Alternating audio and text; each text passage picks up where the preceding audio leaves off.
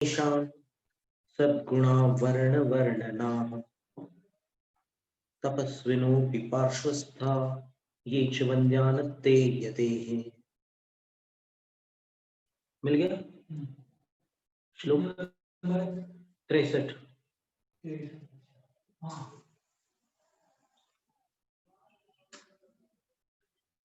ये तपस्विनोऽपि, जो तपस्वी होते हुए भी,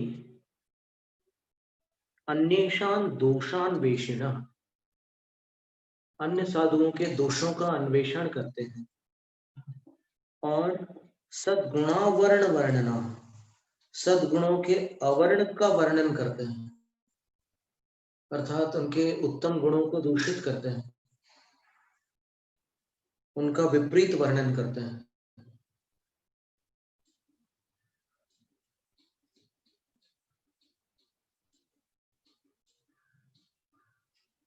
ये जो पार्श्वस्था, और जो पार्श्वस्थ साधिक हैं, 5 प्रकार के ऐसे साधु होते हैं जिनमें पार्श्वस्थ प्रथम है।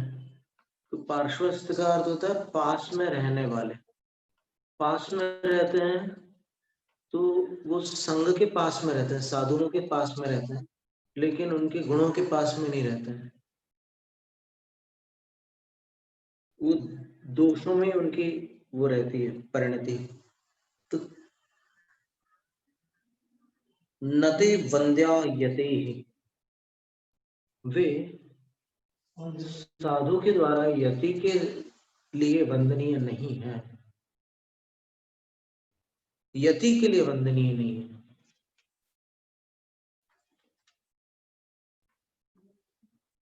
इसका अभिप्राय ये है कि अगर कोई गृहस्थ उनको युक्ति से सन्मार्ग पर ला सके तो वो उनकी वंदना आदि करके, यानी एक प्रकार से स्थितिकरण की अपेक्षा से, एक व्यवहार की अपेक्षा से कोई उसमें वो नहीं है।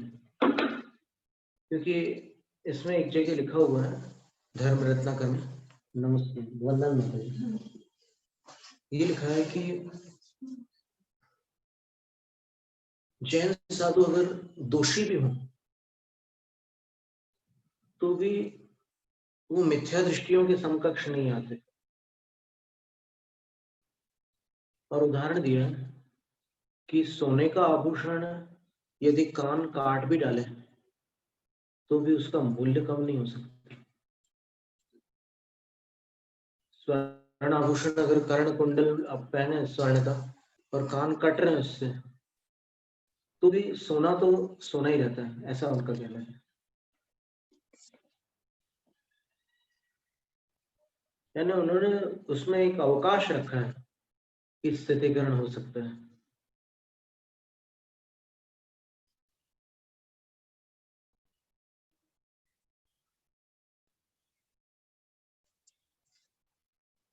इसके उपरांत विनय की कुछ विधि बताते हैं, विनय कैसे करना। तो 64वें श्लोक में गुरु गुरूणां स्थातव्यं न यथेष्टमकोपयन् तानापृच्छद् वचस्तेषां प्रतीच्छेत् तत्परो भवेत्।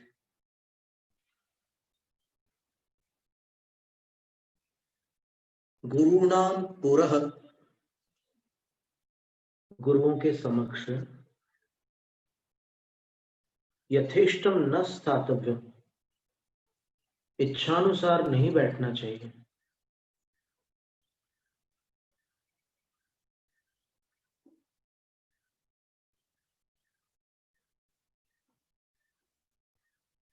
अकोपयन स्थातव्यम, और उनको क्रोध आ जाए इस तरीके से नहीं बैठना चाहिए, उनको क्रोधित न करते हुए बैठना चाहिए।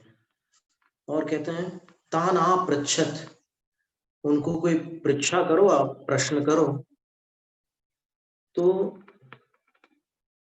आप उतावली मत करो उनके उत्तरों की।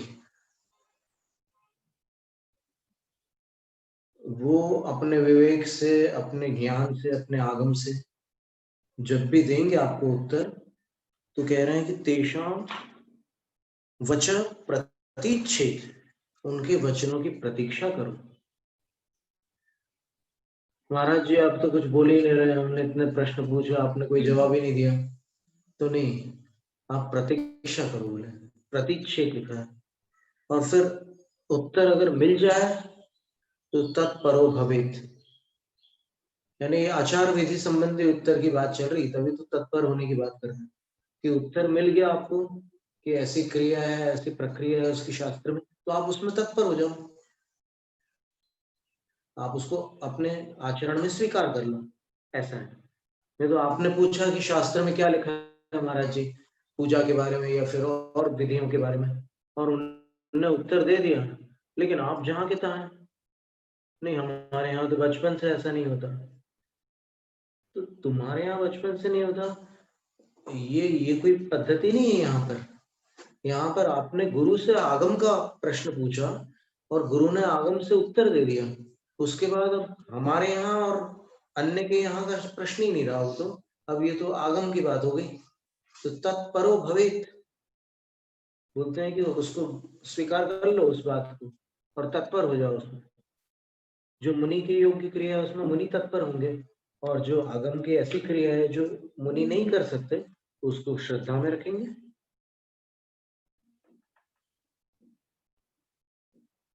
और इसके बाद क्या कह रहे हैं, हस्तद्वयेन दातव्यं ज्येष्ठेभ्यः पुस्तकादिकं तत्तद्देयं करद्वन्द्वे नादेयं विनयान्नतैः।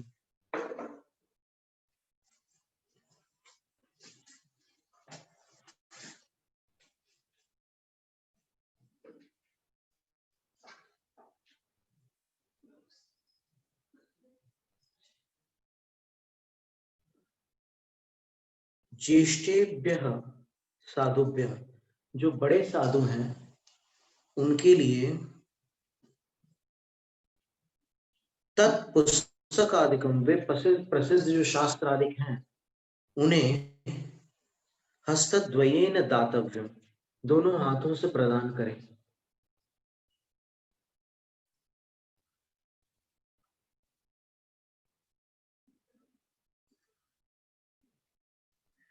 और तद्देयम, और उनके द्वारा देने योग्य कोई वस्तु हो, यानी वो आपको कुछ दे रहे हो, तो करद्वंदेन आदेयम। देखो कितना दूर कर दिया उन्होंने, तो पूरा अर्थ उल्टा हो गया। क्या अर्थ निकला, विनय आनते, विनय से आनत होकर, झुक करके, कर द्वंद्वेन, एक पद है वो, और उधर नादेयम कर दिया उन्होंने, कर द्वंद्वेन आदेयम। अर्थ ऐसा निकालना आपको कि दोनों हाथों से आदेयम स्वीकार करना। ऐसा समय सार में हुआ 156 गाथा में, न दूर कर दिया, नहीं न पास कर दिया, उसमें उल्टा हो गया। यहाँ पर न पास था उसको दूर कर दिया, और वहां पर न दूर था उसको पास कर दिया।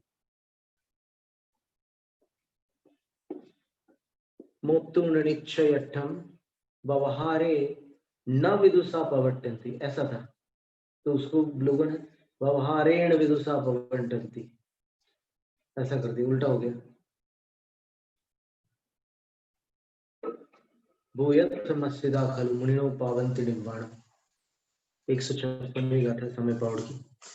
तो यहाँ पर भी इसको कर द्वंद्वेन, अब चाहे तो एक ऊपर से लाइन जोड़ दो उसको, तो जुड़ जाएगी ग्रंथ में।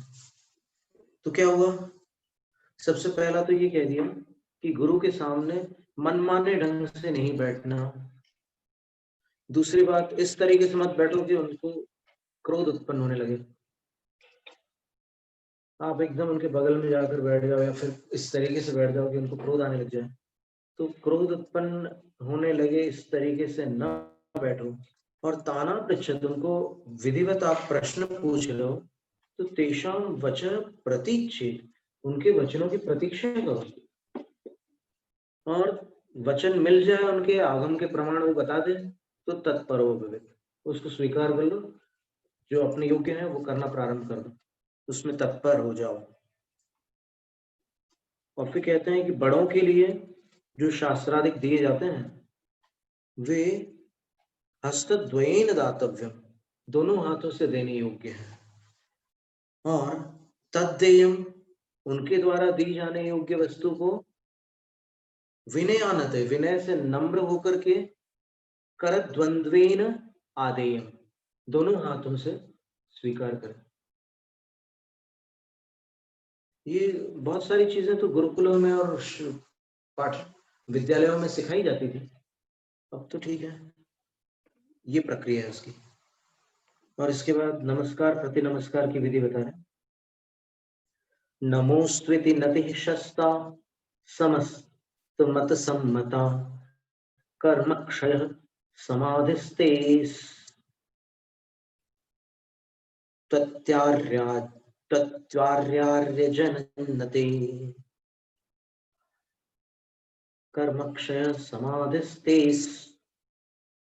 त्वित होना था, त्वित पढ़ना था हमें, हाँ ई की मात्रा। कर्म क्षय समाधिस्ते त्वित्यार्यार्यजनन्नते। बड़ी सुंदर बात लिखी है।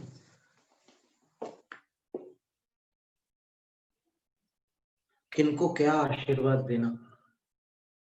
कोई गुरु को नमस्कार करते हैं तो गुरु किनको कौन सा आशीर्वाद देते हैं, वो प्रक्रिया दे रहे हैं। नमोस्तुति नमति शस्ता समस्त मत सम्मत, सभी मतों को सम्मत है ये नमोस्तु। ये जो नति अर्थात नमस्कार है, ये सर्व मत सम्मत है। ये जिनमत मात्र के लिए नहीं है नमोस्तु, नमोस्तु सर्वत्र मान्य है। ये आचार्य वीरनंदी सिद्धांत चक्रवर्ती के वचन। आप देखिए, आप कोई भी किसी भी मत का अपन श्लोक ले लें, वैशेषिक मत का कोई श्लोक ले लो तो वो अपने इष्ट देव को नमः करते हैं, अस्तु का अध्याय होता है। अगर कहीं पर अकेला नमः लिखा हो तो उसका अर्थ ये थोड़ी है कि वो अकेला नमः है, उसके साथ क्रियापद भी होगा, तो क्रियापद का अध्याय किया जाता है। जैसे तुभ्यं नमस्ते भुवनार्ति हराय नाथ, क्या अर्थ निकला इसका? तीनों भुवन की हरती पीड़ा के हरने वाले आपके लिए नमस्कार हो, अस्तु का अध्ययन हो जाता है ना, चारों पदों में ऐसा होता है। और जहां जहां नमः है वो नमोस्तु वाचक ही होता है। और अस्तु का साथ भी बनता है लोट लकार में, अगर व्याकरण का किसी ने ध्यान दिया हो तो अस्तु का साथ भी बनता है, भवतु भवतात, ऐसे रूप बनते हैं।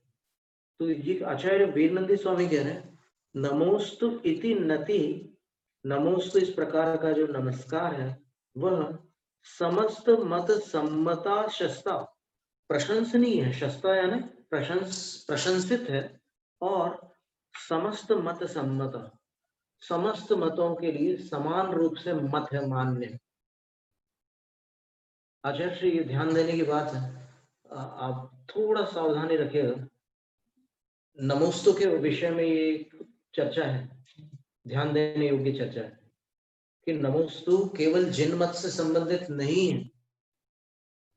आप समझिए ध्यान इस विषय पर, ये सर्व मत सम्मत है नमोस्तु। और देखिए अब अन्य मतों में और भी जो श्लोक आते हैं उनकी भक्ति के, या देवी सर्वभूतेषु दयारूपेण संस्थिता नमस्तस्यै नमस्तस्यै नमस्तस्यै नमो नमः। क्या मतलब है इसका? नमोस्तु उसमें जुड़ा हुआ है, और भी कहीं कितने भी जितने भी नमस्कार है आप देखिए। और भी हम बता रहे हैं, स्कंद पुराण में गुरु गीता नाम का प्रकरण आता है, वेद व्यास जी के द्वारा रचित है। 18 पुराण है ना, उनमें एक स्कंद पुराण है, तो उसमें गुरु गीता नाम का प्रकरण आता है। उसमें लिखा है, पहला ही श्लोक है, गुरुर्ब्रह्मा गुरुर्विष्णु गुरुदेवो गुरुर्देवो महेश्वर, गुरुर्ब्रह्मा गुरुर्विष्णु गुरुर्देवो महेश्वर, गुरु साक्षात परम ब्रह्म तस्मै श्री गुरवे नमः। नमः लिखा है, अस्तु का अध्याय होगा कि नहीं? तस्मै गुरवे नमोस्तु, यही उसका अर्थ निकलता है। तो यहाँ आचार्य वीरनंदी सिद्धांत चक्रवर्ती कह रहे हैं कि सभी मतों में ये प्रशंसनीय नमस्कार जिसको कि अपन नमोस्तु कहते हैं, ये मान्य है। तो जब आचार्य को या साधु को कोई नमस्कार करते हैं तो वो क्या उसका प्रत्युत्तर देते हैं? अभी कह रहे हैं कि आर्या और आर्य जन्म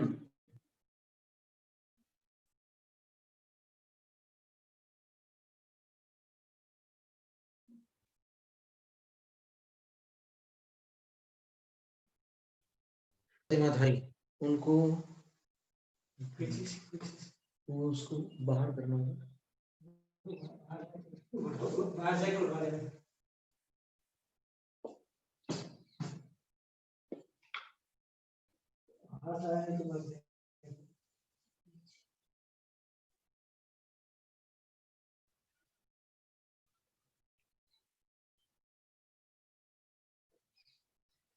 इसको प्रति नमस्कार कहते हैं। एक प्रति नमस्तु जो साधु साधुओं के बीच में रहता है, जो आचार्य वंदना के लिए भी बताया ना, प्रतिवंदना। अब ये आप देखिए, बहुत विचित्र बात है। नमोस्तुति नति शस्ता समस्त मत सम्मता कर्म क्षय समाधिस्ते अस्तु इति आर्या आर्य जन्म नते।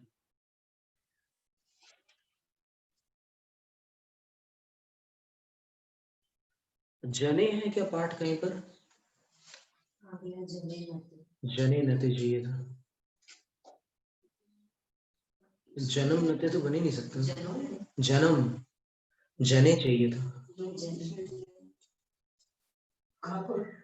ये 66 नंबर श्लोक में जने चाहिए था। बिल्कुल ठीक है, जने सही है। हाँ हाँ, देखो आर्य का जन अगर नथ होते हैं तो उनके लिए क्या कहना? कर्म क्षयोस्तु। ये समाधिस्तु नहीं है आर्यिका के लिए, आर्यिका के लिए कर्म क्षयोस्तु है। नहीं है, यहाँ मना कर रहे हैं ना। आप देखिए, आप ध्यान से सुनिए। आर्यिका के लिए कर्म क्षयोस्तु, ते ते यानी आपके कर्मों का क्षय। कर्म क्षय हो, तुम्हारी समाधि हो, ऐसा नहीं, वो अर्थ उन्होंने अलग कर दिया। यहाँ क्रम से लेना होगा अर्थ। आप देखिए ना, श्लोक में जो क्रम है, पहले आर्या लिखा है, फिर आर्य जन लिखा है। लिखा है कि नहीं? श्लोक में लिखा हुआ ना आर्य जन। आर्य जन के लिए क्या होगा? जो पहले आया वो आर्य जन के लिए होगा, और जो बाद में आया है वो आर्य जन के लिए होगा। और इसमें कोई हानि नहीं है महाराज जी। कर्मक्षय हो कोई बुरा आशीर्वाद है। कितना सुंदर आशीर्वाद है। पर समाधिस्तेषु, समाधिस्तेषु ये कोई, ये भी अच्छा आशीर्वाद है। क्या अर्थ होता है इसका? समाधिस्तेषु का अर्थ होता है आपको धर्म ध्यान हो। ये आशीर्वाद, समाधि मरण हो ऐसा थोड़ी है। समाधि का अर्थ होता है धर्म ध्यान। एकाग्र चित्त खलु यत्र तत्र स्थितोपि साधु लभते समाधि। सामायिक पाठ में पढ़ते हैं अपन। तो आर्यिकाओं के लिए कर्म क्षयस्तेस, कर्म क्षयस्तेस्तु ऐसा आशीर्वाद है। न बोले तो भी कर्म क्षयस्तु भी बोल सकते हैं, ये आशीर्वाद है। और आर्य जन जो होता है 11 प्रतिमा का है, प्रधानतया एलग लोगों को आर्य कहते हैं। उनके लिए समाधिस्तेस्तु, तुम्हारी तुम्हें समाधि हो, तुम्हारी नहीं तुम्हें समाधि हो, अर्थात तुम्हें धर्म ध्यान का लाभ, ऐसा अर्थ है। और लोगों, बाकी लोग सब लिस्ट में तैयार बैठे होंगे सुनने के लिए कि बाकी सबके लिए क्या क्या आशीर्वाद है। तो उसके लिए एक श्लोक लिखा है। धर्म वृद्धि शुभं शांति रस्त्याशीर रगारिणी पाप क्षयोस स्तुति प्राज्ञेश चांडालादिषु दीयताम। ज्ञानी जनों के द्वारा अगारिणी, अगारी जन कौन होता है? अणुव्रतोगारी, जो अणुव्रती है, श्रावक लोग। श्रावक के प्रति प्राज्ञेय, प्रज्ञा संपन्न ज्ञानी आचार्यों या उपाध्यायों या मुनियों के द्वारा धर्म वृद्धि दीयताम, धर्म वृद्धि प्रदान करने योग्य है। और क्या प्रदान करने योग्य है? तो शुभमस्तु इति, शुभ हो, मंगल हो। दीयताम, ऐसा दे, आशीर्वाद दे। और क्या दे? शांति रस्तु। वो क्या होता है कि आशीर्वाद मांगने वाले की जो मुखाकृति होती है, तो उसकी अपेक्षा से भी आशीर्वाद में ये 3 बंटवारे हो जाते हैं। जो कल्याण के कांक्षी हैं उनको शुभमस्तु, जिनको धर्म में वृद्धि करनी है, दीक्षा के जो अभिमुख है अथवा श्रावक धर्म में आगे बढ़ना चाहते हैं, तो उनके लिए धर्म वृद्धि आशीर्वाद है। और जो अशांत है और शांति चाहते हैं उनके लिए शांति रस्तु। और ये साधु के आशीर्वाद की जो शक्ति है उसके विषय में आचार्यों ने क्या कहा है वो भी हम अभी एक श्लोक पढ़ के सुनाते हैं कि क्या क्षमता होती है आचार्य गुरुओं के आशीर्वाद में। अभी यहाँ पर अपन इतना याद रख लें कि सबसे पहले आर्यिका के लिए कर्मक्षयस्तु, एलक को फिर उपलक्षण मान करके 11वीं प्रतिमा को ले लेते हैं, क्योंकि बाकी अगारियों को अलग से लिया है। एलक और क्षुल्लक जो है वो यद्यपि सागार धर्म के अंतर्गत परिगणित होते हैं, लेकिन एवं भूत नय की अपेक्षा वो अगारी नहीं है, वो अनगार है। अनगार क्यों है? क्योंकि उनने आजीवन घर का त्याग किया है। अगार कहते हैं घर को,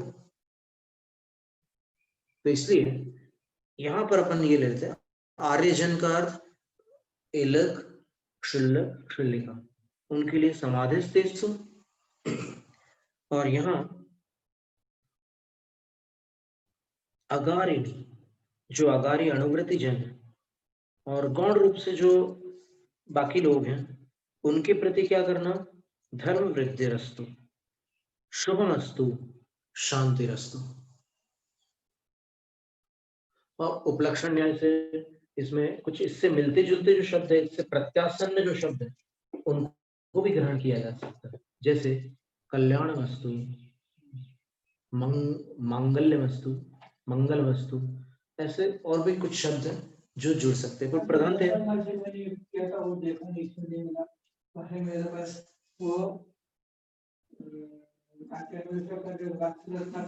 ग्रंथ है ना, उसके अंदर उन्होंने नमस्ते किसका कारण दिया। अच्छा, तो वो यहीं से लिया होगा या तो फिर नीति सार से लिया होगा। नीति सार में भी समाधान दिया है कि किनको क्या आशीर्वाद देना है, वो भी देख लेंगे अपन। नीति सार ग्रंथ आचार्य इंद्र नंदी विरचित है, वो केवल साधुओं के लिए, गृहस्थों के लिए है ही नहीं। तो इसमें धर्म वृद्धि, शुभमस्तु, शांतिरस्तु इत्याशी ही दीयताम, ऐसा आशीर्वाद दे। किनको? अगारिणी, अगारियों को। और कौन दे? प्राज्ञी, ज्ञानी जन, साधु जन। और चांडालादिशु, और जो चांडालादिक हैं, जिनके कर्म का उदय तीव्र है, उनके प्रति भी बड़ी भावना के साथ, सद्भावना के साथ पापक्षयोस्तु इति आशीर्दीयता, पापक्षयोस्तु, ये आशीर्वाद दे, तुम्हारे पापों का क्षय, पापों का नाश है। जैसे मुनियों को उनमें लघु मुनि नमोस्तु करते हैं, तो ये मुनि या आचार्य उन्हें नमोस्तु, अति नमोस्तु करते हैं। यदि आर्यिकाएं, क्षुल्लिकाएं, ऐलक, क्षुल्लक और स्फटिक, श्रावक, श्राविकाएं नमोस्तु करते हैं, तो ये मुनि आचार्य उन्हें समाधि रूप आशीर्वाद कर देते हैं। साधारण श्रावक, श्राविकाएं नमोस्तु करते हैं, तो उन्हें श्रद्धानुवृत्ति ऐसा कहते हैं। जैन धर्म के भाई अन्य लोग नमस्कार करते, तो उन्हें धर्म लाभ आशीर्वाद देते हैं। तथा चांडाल आदि लोग नमस्कार करते, तो उन्हें पाप क्षेय तो ऐसा आशीर्वाद देते, ऐसा आगत का विधान है।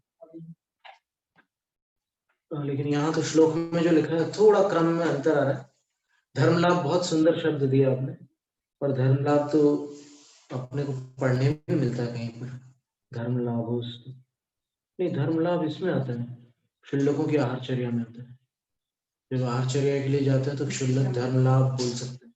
अगर वहां पर दातारों को जानकारी नहीं है कि आ गए तो धर्म लाभ बोल सकते हैं। अपन और देखते हैं नीति सार में।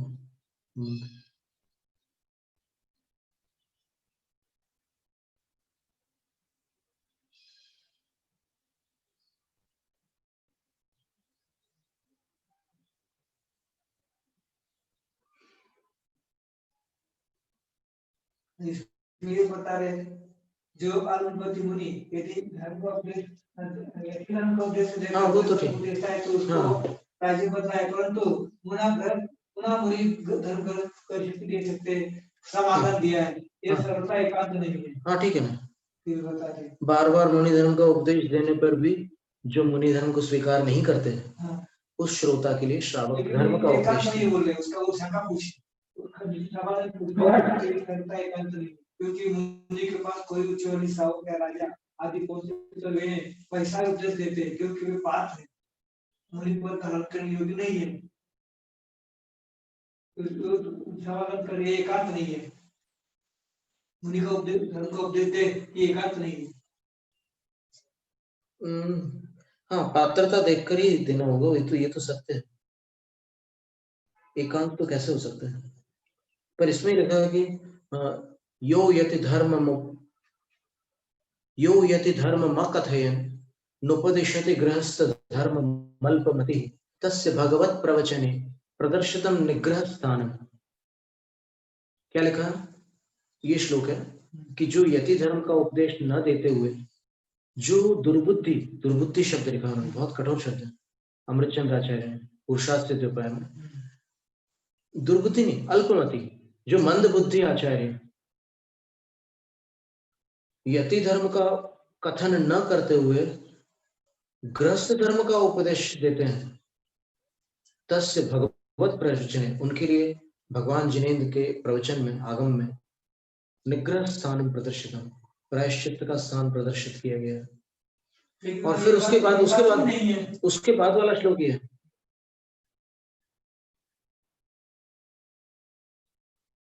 अक्रम कथनेन यतः प्रोत्साह मानोति दूरमपि शिष्य अपदेपि संप्रतृप्तः प्रतारितो भवति तेन दुर्मतिना। अब दुर्बुद्धि कह रहे हैं, पहले तो अल्प मंद बुद्धि कहा था आचार्य को, और अब दुर्बुद्धि कह रहे हैं। क्यों?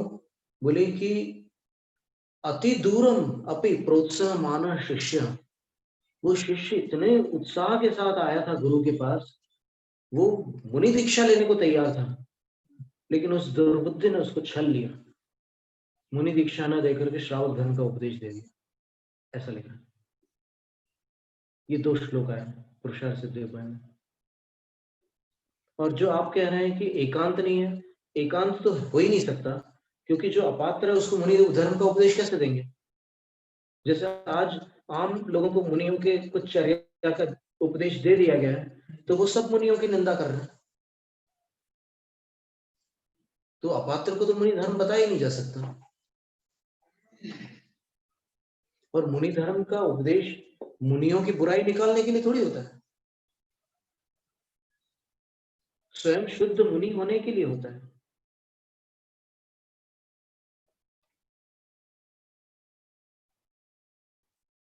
उसमें ये भी है, भिक्षा लेना हो तो घर में किसी कोई भिक्षा मांग रहा है तो घर में आज्ञा लेकर आप, ये भी है शास्त्रों में। इसके दो विकल्प हैं, इसके 2 मार्ग, बिना कुछ भी दोनों मार्ग बताए। उसमें बताया कि अगर मिथ्यात्वी लोग हैं घर पे तो जरूर अनुमति लेकर आना, मैं तो धर्म पर उपसर्ग हूँ, प्रवचन साहब ने।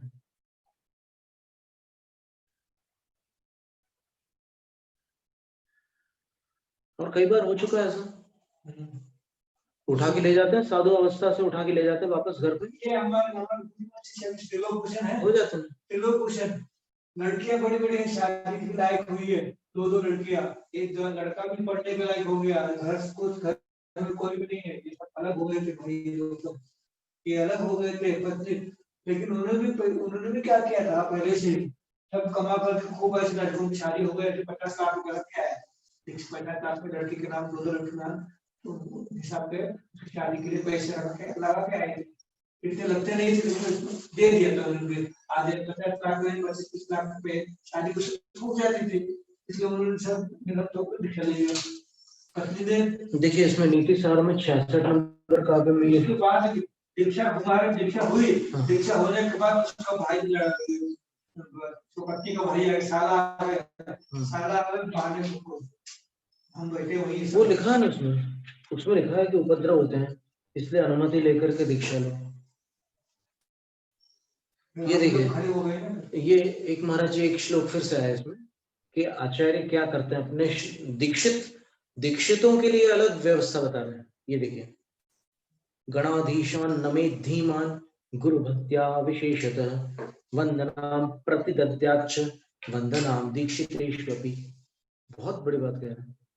ये कह रहे हैं कि आचार्यों को बुद्धिमान साधु गुरु भक्ति पूर्वक विशेष रूप से नमस्तु करें और आचार्य उनकी वंदना के प्रति प्रतिवंदना प्रदान करें। प्रतिवंदना प्रदान करें किनको? दीक्षितेश्वर, केवल दीक्षितों के लिए ही, सबके लिए नहीं। प्रतिवंदना जो निर्ग्रंथ दीक्षा को प्राप्त है उन्हीं के लिए। ये तो उसको खड़ा हो गया, क्या करना है करो। मिर्जा खड़े हो गया, पत्नी से पूछा, पत्नी बैठी वही दीक्षा में आ रही है, कुछ नहीं, वो उससे बोल रही है, सारा बोल रहा है, इशारा बोले सामने बोले उसको खड़ा करो, खड़े हो गया।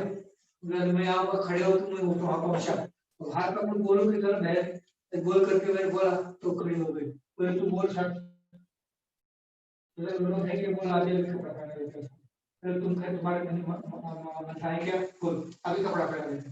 तुम बोले नहीं महाराज जी मन हो गए, तो हम देख लेंगे। उसको बोलना तो चुप बैठ। नहीं, ये तो सिर्फ एक घटना हो गई, आप जो सुना रहे हैं भाई सत्य घटना। बिल्कुल ऐसी कितनी घटनाएं होती है। अभी हम क्या गिनाए उन घटनाओं को, ऐसी घटनाएं हो जाती है, उपसर्ग आ जाते हैं संग के ऊपर। तुम क्या बोले, पापा को पढ़ मिलाओगे क्या, महाराज जी बने हैं, नहीं महाराज जी हमारे जैसे होगा हम कल कर लेंगे, महाराज जी को ऐसा कोई कर सब तो क्यों भाई साहब बैठ तो खड़ा हो गए, तो पास में गए तो मारने, बिल्कुल छोड़ा ही बच गया था। वो बहुत बेकार आदमी था, वो डर था। ये नीति सार में और भी बात लिखी है, निर्ग्रंथानां नमोस्तु स्यादार्यकाणां च वंदनम् श्रावकस्योत्तमस्योच्चैर् ऋच्छाकारो विधीयते। ये खास देखिए आचार्य श्लोक, जो दिगंबर मुद्राधारी निर्गंध मुनि है उनको नमोस्तु होती है, जो आर्यकाएं हैं उनके लिए वंदना होती है, वंदनामि, और जो उत्तम श्रावक हैं उनके लिए इच्छाकार अभिधीयते, इच्छाकार कहा जाता है। आपस में वंदना भी बोलना चाहिए, शास्त्र है क्या? अरे आप महाराज जी अपन ने पढ़ लिया है ये मूलाचार में, जो लोग खींचातानी कर रहे हैं उनको करने दो। अपन ने पढ़ा मूलाचार में, और अभी यहाँ आचार सार में भी अपन ने पढ़ा नमोस्तु किया जाता है। प्रवचन सार में लिखा है नमोस्तु करना है, प्रवचन सार में लिखा है। तो अब अपन और किसी की क्यों सुने, अपन बहरे क्यों ना हो जाए। देखो ऐसे एक अलंकारिक वर्णन है कि वो साधु देखते हुए भी अंधे थे, क्योंकि वो आयतनों की ओर ही देखते थे, विषयों की ओर नहीं देखते थे। वो सुनते हुए भी बहरे थे, क्योंकि वो आगम को सुनते थे, विकथाओं के प्रति बहरे थे। तो इस तरह से अपन बहरे क्यों ना हो जाए, क्योंकि आज अगर आप उनकी बातों को सुनेंगे ना तो दुर्ध्यान उत्पन्न हो जाएगा।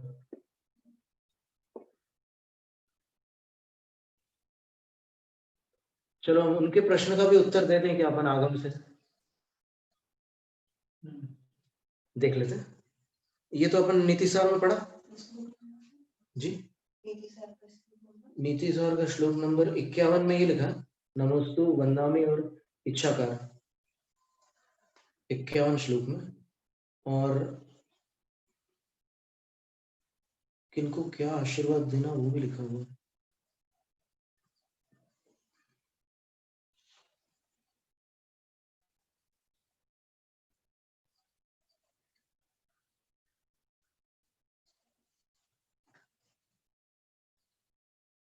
हाँ ये लिखा है,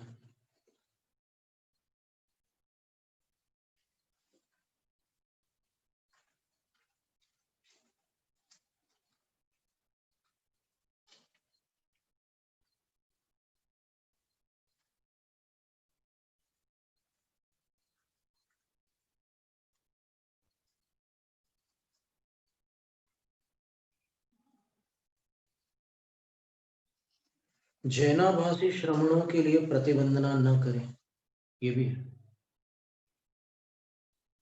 जैनाभासी का अर्थ होता है कि बाहर से तो पूरी जैन चर्या चल रही है उनकी, लेकिन उनकी जो धारणाएं हैं वो कुछ अलग चल रही है। असली में क्रियाओं में और धारणाओं में दोनों में आभास होते हैं।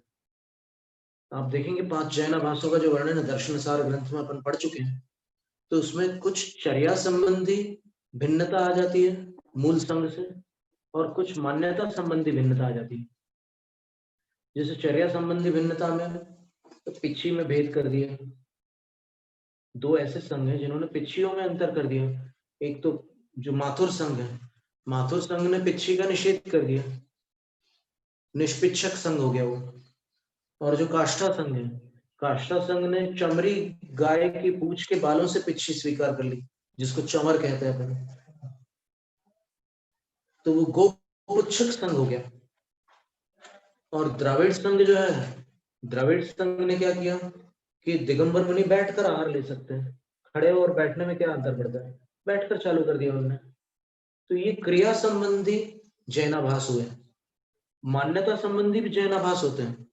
इत्थीणम कुल पुण्य दिखा खुल्ले लोहे से वीर्य चरितम, ये भी चर्या संबंधी है कि स्त्रियों की पुनर्दीक्षा, 2 बार दीक्षा नहीं होती आर्यिका की,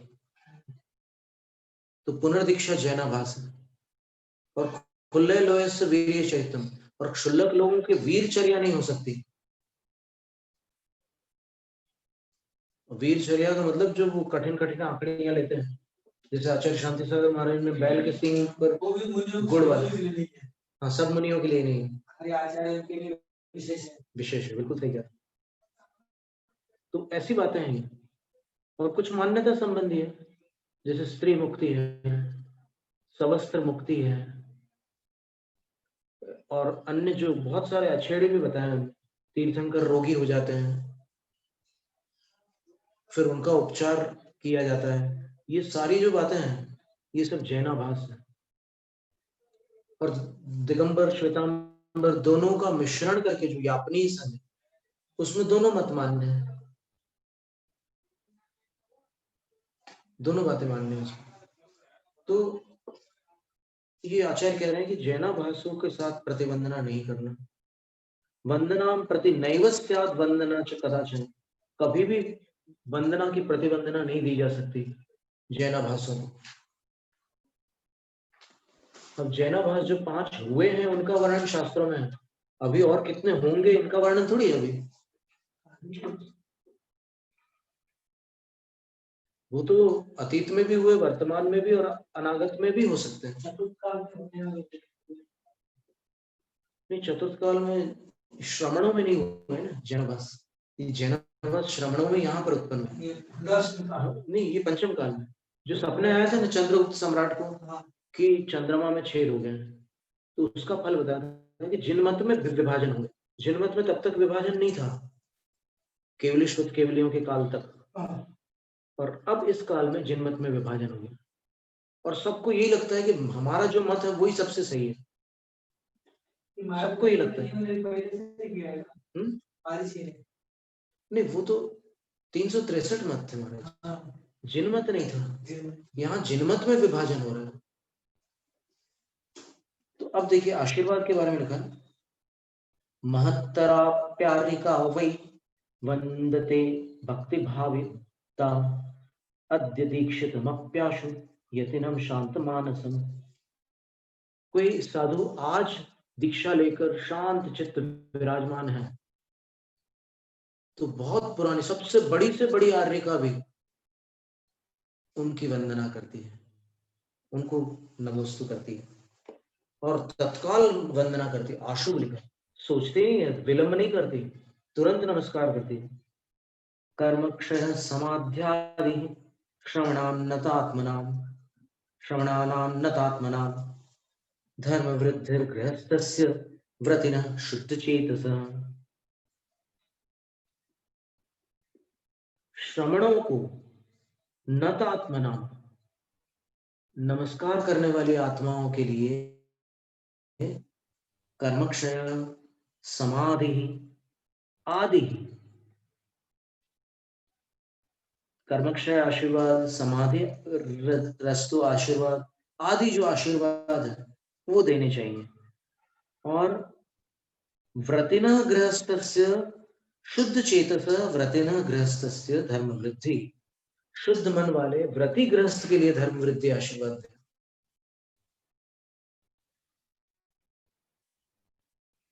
फिर कह रहे हैं कि मिथ्या दृष्टि सुवर्णस्य धर्म वृद्धि उदाहरण, और कोई मिथ्या दृष्टि है लेकिन सुवर्ण है, यानी श्रावक कुल के हैं अथवा सुवर्ण वाले ब्राह्मण आदि भी हैं, तो उनके लिए भी धर्म वृद्धि कही गई। किरातान म्लेच्छकान धर्म लाभीन परितोषित, देखिए ये शब्द आगे कि जो किरात हैं और जो म्लेच्छ हैं, भील वगैरह, और जो म्लेच्छ हैं उनको धर्म लाभीन परितोषित, धर्म लाभ आशीर्वाद से संतुष्ट करें। और सम्यक दर्शन शुद्धस्य मातंगस्य, और जो सम्यक दृष्टि चांडाल है उसके लिए मुनिराज पापक्षय स्पष्टम न तस्यास्त्यपरो विधि, केवल पापक्षय का आशीर्वाद ही प्रदान करे, उनके लिए कोई दूसरी क्रिया नहीं हो सकती, कोई दूसरी विधि नहीं है चांडाल आदि के लिए। जबरदस्त ग्रंथ है। इसका एकदम व्यवस्थित अनुवाद सुपार्श्वमती माता जी ने अनुवाद किया है, विजयामती माता जी ने अनुवाद किया, दोनों गणनी माता जी थी। अब उसमें धर्म लाभ आ गया, जिसको धर्म का लाभ नहीं हुआ है उसके लिए धर्म लाभ का आशीर्वाद दे सकते हैं।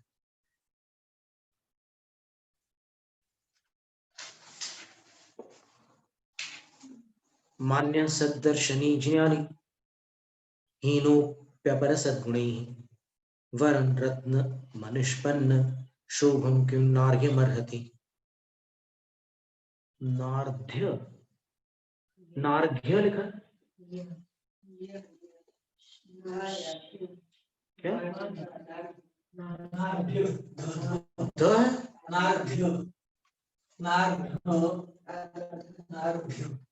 अच्छा नहीं, अर्हति को छोड़ो, नार्घ्य है कि नार्घ्य है? नार्घ्य है ना, तो ठीक है चलेगा। बोलते हैं कि सम्यक दर्शन और सम्यक ज्ञान जिनके पास है, अपर सद्गुण हीनोपि, अगर अन्य चारित्रादिक गुणों से रहित भी हो कोई सम्यक दृष्टि और सम्यक ज्ञानी, तो भी मान्य सम्मान का पात्र है। और वो सम्मान जो है, मान शब्द का अर्थ प्रतिक्रमण ग्रंथ त्रयी में द्रव्य भाव पूजा लिखा है। और किन्हीं प्रसंगों पर ऐसा अपन देखते भी हैं, वो ठीक है, अनर्घ्यपद प्राप्ति वाली बात नहीं रहती वहां, लेकिन सम्मान के रूप में जो पूजा है उसके वो पात्र है। सद्दर्शनी ज्ञानी हीनोप्यपर सद्गुणे, अन्य सद्गुणों से हीन होते हुए भी वो मान्य है। और फिर उसके लिए उसका उदाहरण दे रहे हैं कि अनिष्पन्न शोभम रत्नम वरम रत्नम, जिसकी शोभा अभी पूरी निष्पन्न नहीं हुई है, अर्थात जिस रत्न को पूर्णतः तराशा नहीं गया है,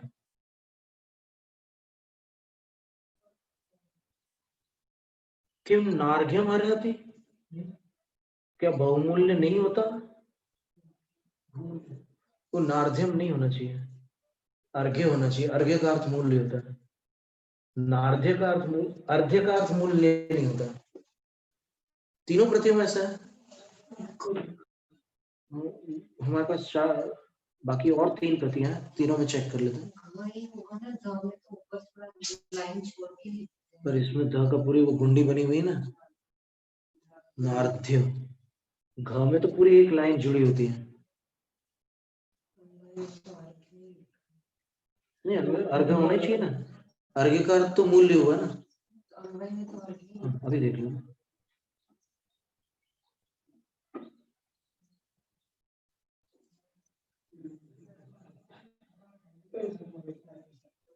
हाँ देखिए इसमें नार्घ्य है, लालाराम शास्त्री जी वाली प्रति में नार्घ्य है, तो सही बात है, और कुछ हो ही नहीं सकता दूसरा कुछ।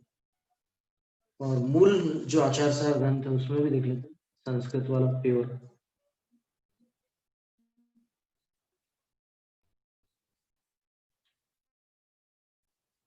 नार्घ्य, यहाँ पर फिर घ है। ये संशोधन हमने करके दिया था पंडित जी को, इसका पूरा प्रूफ रीडिंग हमने ही करी थी, पर फिर वो कभी क्या होता है कि पेजेस इधर उधर हो जाते हैं या कुछ हो जाती है तो वो छूट जाता है।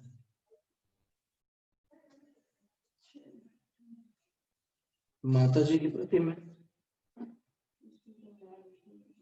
कितना नंबर श्लोक है? 68।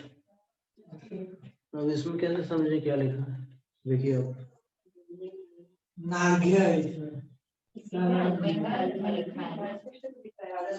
घ चाहिए, ध नहीं चाहिए बिल्कुल, ध गलत है, ये ध दिख रहा है, सही बात है, तो घ चाहिए। चलो ठीक है, अब देखो अपन सारांश इसका समझ लेते हैं कि कोई सम्यक दृष्टि है, कोई सम्यक ज्ञानी है, वह अन्य सद्गुणों से रहित भी है तो भी मान्य है, सम्माननीय है। क्या उत्कृष्ट रत्न जिसकी शोभा अभी अनिष्पन्न है, अर्थात जिसको अभी तराशा नहीं गया है, ऐसा उत्कृष्ट रत्न किम अर्घ्यम न अर्हति, क्या मूल्य को प्राप्त नहीं होता, अर्थात अवश्य ही मूल्यवान होता है।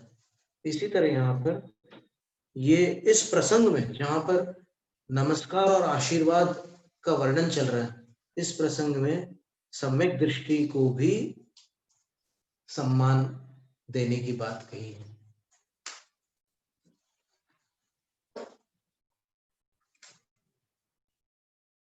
तो इतना ही रखें, आज समय हो गया। तथा प्राणिक स्वाध्याय निष्ठापन क्रियाएं पूर्वचरण